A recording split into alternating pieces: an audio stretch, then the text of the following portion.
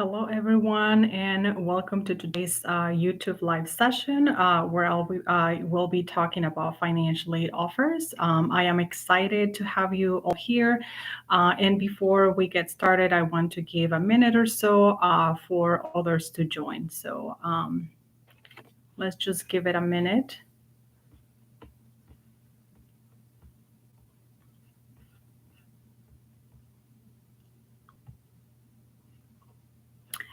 Okay, to respect everyone's time, I will get started. Hi, everyone. My name is Claudia Aly. I am a parent outreach coordinator with the Illinois Student Assistance Commission, or ISAC. Thank you for joining to another session for parents, where I will be diving into financial aid offers, like I mentioned, which is the final step in the financial aid process that will help your student make an informed decision when selecting their college.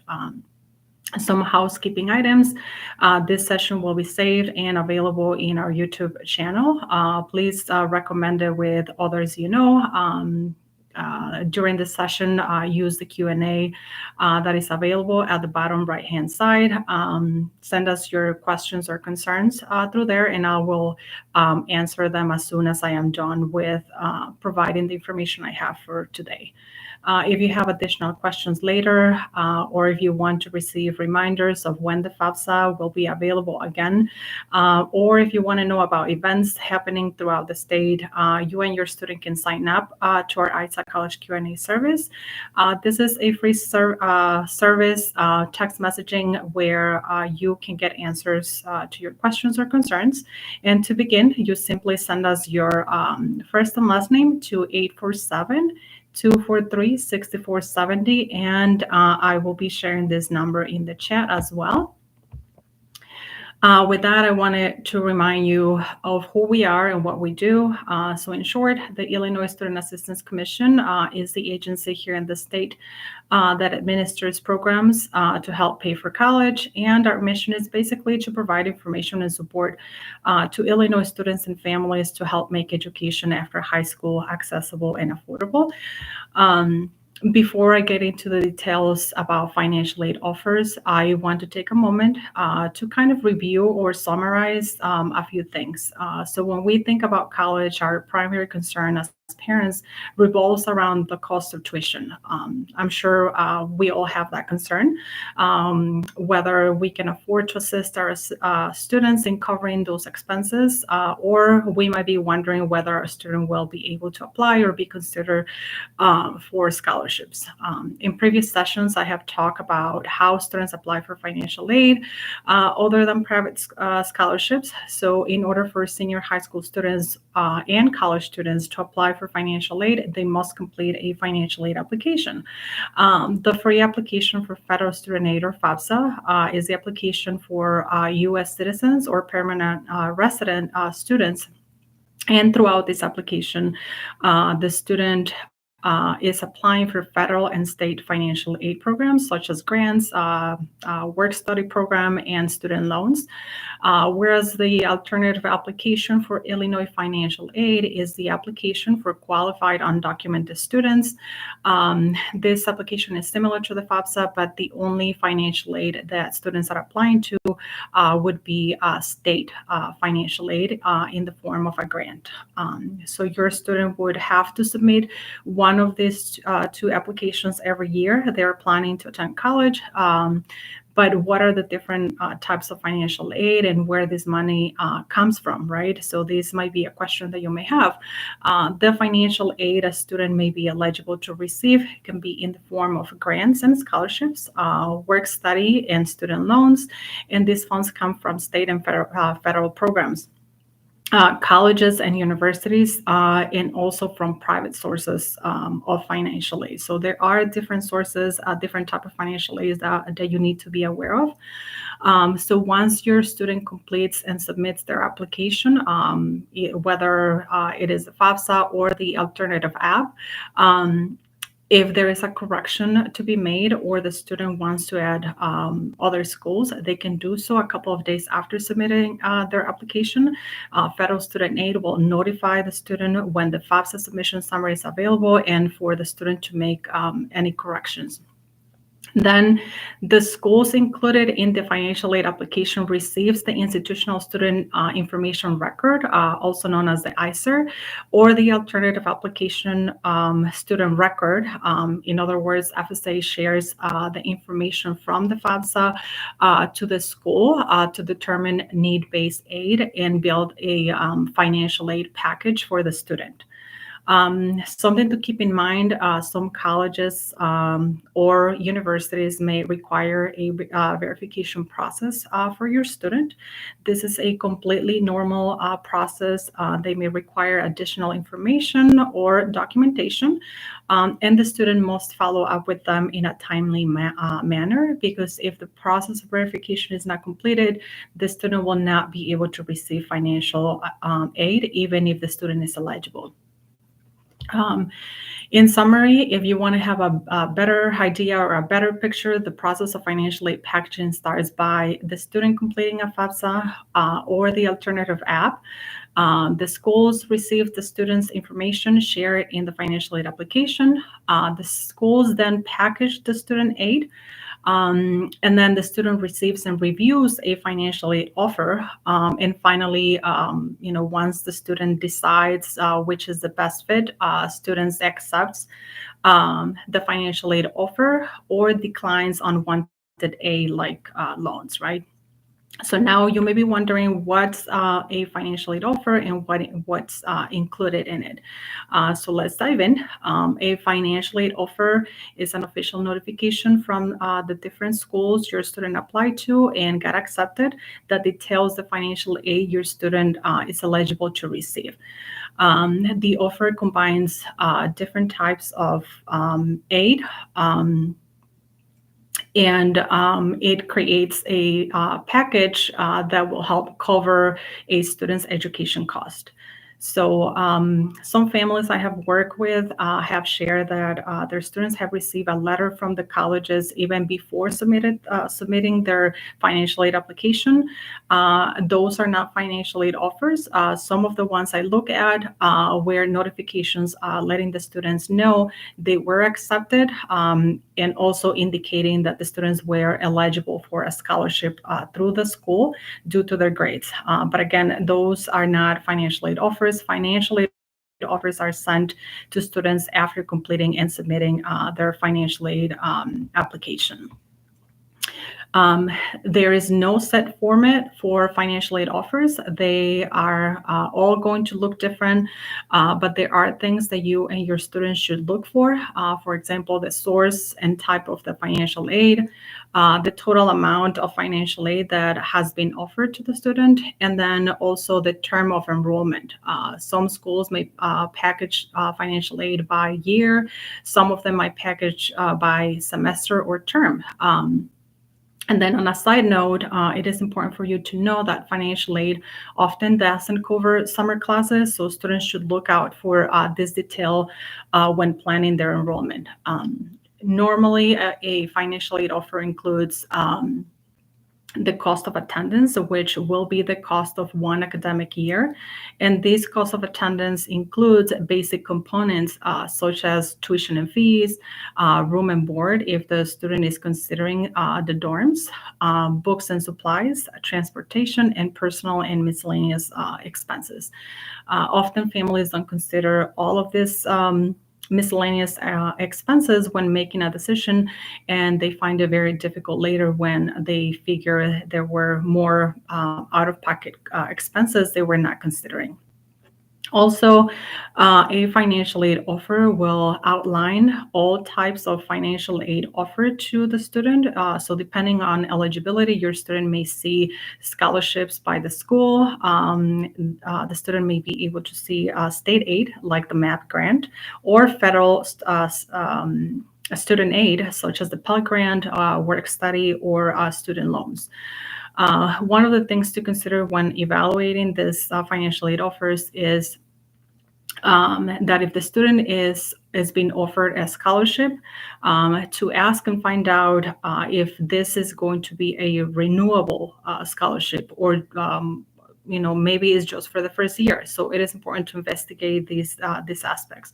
Also, if it is a merit-based scholarship and the student does not meet the grade requirement at the end of the first or second semester, the student might not be considered for the scholarship the following year. So again, this is something to keep in mind and maybe have a backup plan in place just in case.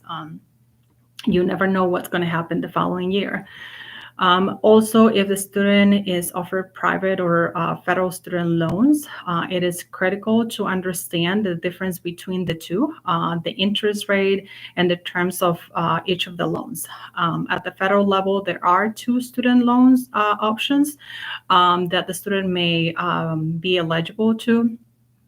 The first one is a subsidized loan, and these have slightly better terms to help students because the U.S. Department of Education pays the interest if the student is in school at least half time and for the 6 months after the student leaves the school or graduates.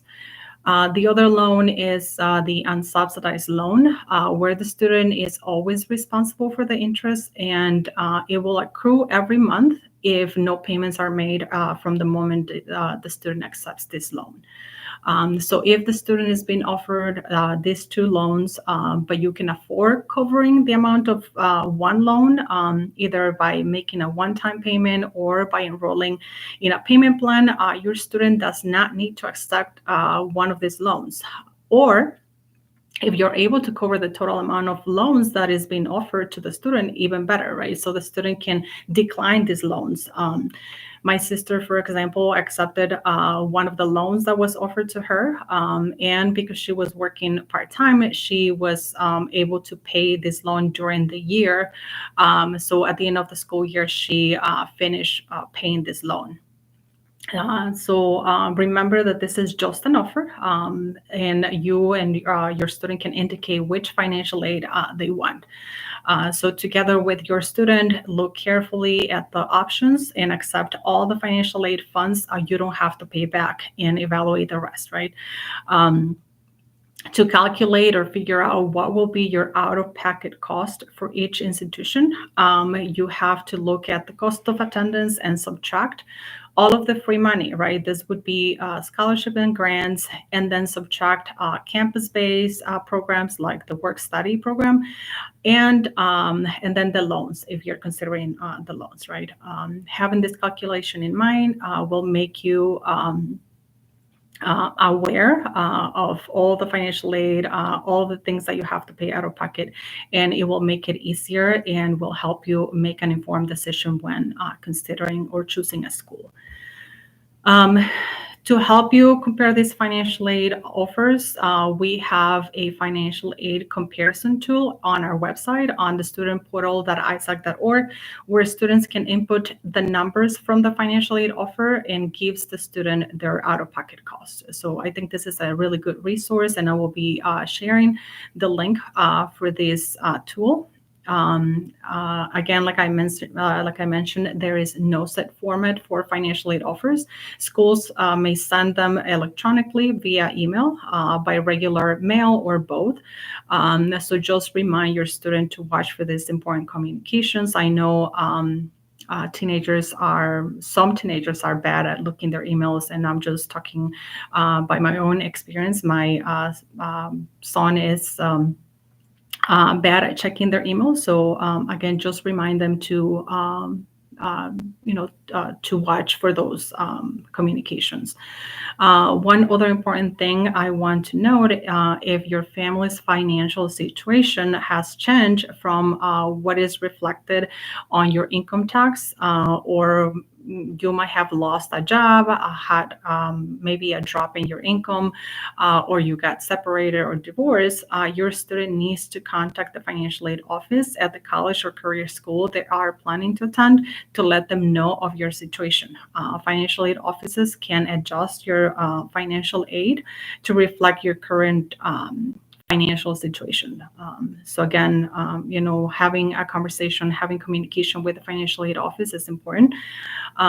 If you need assistance understanding terminology or the type of financial aid your student has been offered in this financial aid offers, or you need clarification on the programs your student will be receiving, you can contact the financial aid office at the school. Or we can also help. Once your student graduates from high school, they might not be able to contact their high school counselors, but we work year-round to support your needs. And I am talking specifically about the ISAC core members. They are available to assist students throughout the year and ensure they have the tools and resources they needed or they need to transition to college. We also have the ISAC College Q&A service where you or your student can text your name to either one of the numbers for English or Spanish speakers. This is a way to sign up, and if you have questions later, especially over the summer, know that we can help through this method as well. Basically, this is all for today. I hope you found this information useful. I wish you the best of luck in this process as well as in your students' career plans. Thank you so much for joining this evening. I know it was kind of like a basic overview on the financial aid offers, but I think it's really important to look at them, look what they have to offer for the student, and make your decision based on what school is offering you more free money versus the ones that you would have to get loans. So again, I'm going to check the chat to see if there is any questions pending, and I will also share some of the links that I think will help you in this process. So let me check.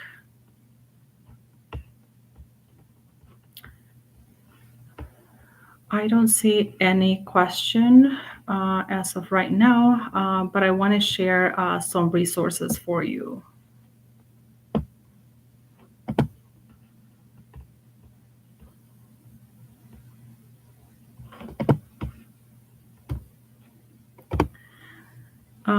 So for the financial aid comparison tool, you can go into the student portal.isac.org /FinAid, and then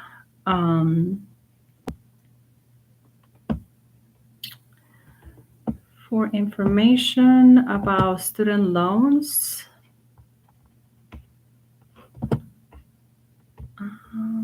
I am sharing the student aid website. And I just think it is really, really important for you to understand the student loans. What's the difference between the federal loan or a private loan? And then if you need to know a little bit more about ISAC, I will share the link or the website, which is the isac.org.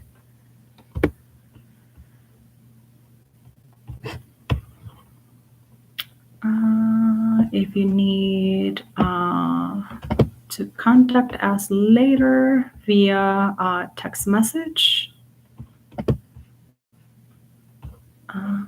I am sharing both numbers. So the English is 847-243-6470, and then the Spanish line is 773-823-0570.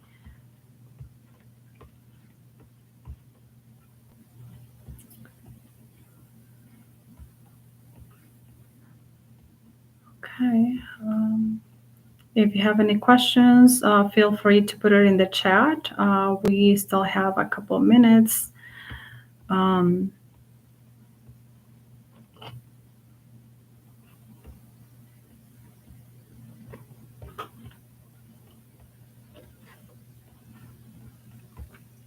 So again, it's very important for the student and the family to take a look into those financial aid offers. I have been getting text messages about how to find out what financial aid the student is eligible to. A lot of times, families think that because they completed the FAFSA, is FAFSA or federal student aid will be the ones notifying the student, the type of financial aid the student is receiving. But in reality, that information that was shared in the FAFSA or the alternative application will be shared to the schools that were listed on the application, and then these schools will be the ones sending you a financial aid offer. This financial offer is going to include everything that the student is eligible to. Like I mentioned, the student may be able to receive state funds, federal funds, scholarships through the college or the university that the student is considering. When will FAFSA open this year? So we're hoping to be ready by October 1st. We still don't have confirmation, but I will suggest to keep an eye on that date. A good resource is the studentaid.gov. So a lot of the information that we provide to you guys is from that website, from the Department of Ed. They have the most accurate information in regards to the FAFSA application.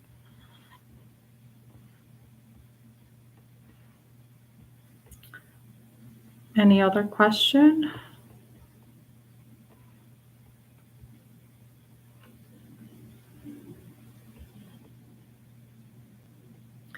Also, once you as a family decide what financial aid are going to accept, I think like I mentioned, every financial aid offer might be different, but there should be instructions on how to accept or decline financial aid.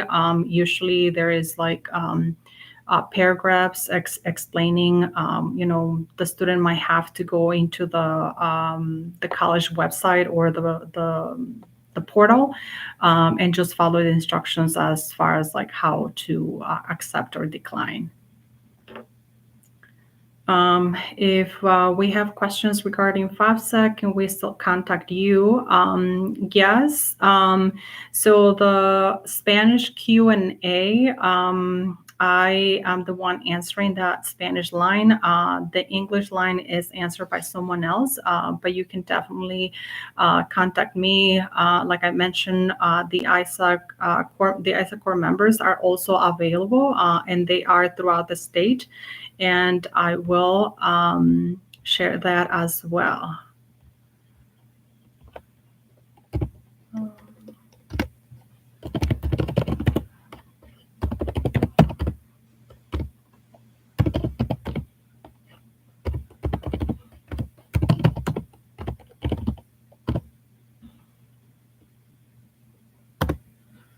Okay, so to find out who the ISAC core member in your area is, go into the student portal.isac.org/ISAC Corp and type your zip code.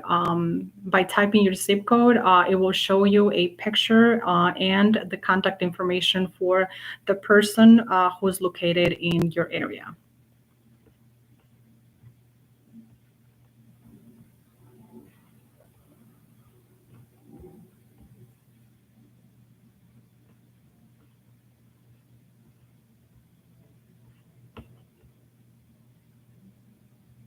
I just want to share my experience when I was in college. I was not aware of all of this different type of financial aid, and even when I apply to financial aid through FAFSA, since I was not aware, I accepted some loans that I did not need at the moment. I didn't know that I could, pay those loans right away. So I waited until I graduated. One of the loans was the unsubsidized. I did not make any payment during the time I was in college. And as you can imagine, my the amount went up so high. So just be careful when it comes to student loans. Also, we don't talk much about the Parent Plus loans. These are loans for parents. So if the financial need is not covered by, the grants, scholarships, or the student loans, there might be they might be offering the Parent Plus loan for parents. And again, if you go to the studentaid.gov website, you can find more information for those loans because, like I mentioned, these are federal student loans, and all the information are going to be found at their website.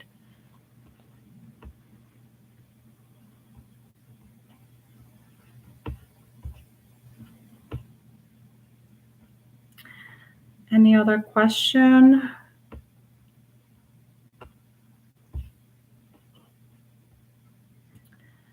If not, I want to thank you for spending this evening with me. It has been a pleasure to be sharing this information.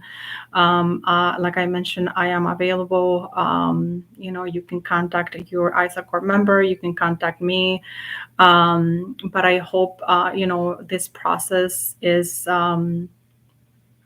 becomes less stress or stressing.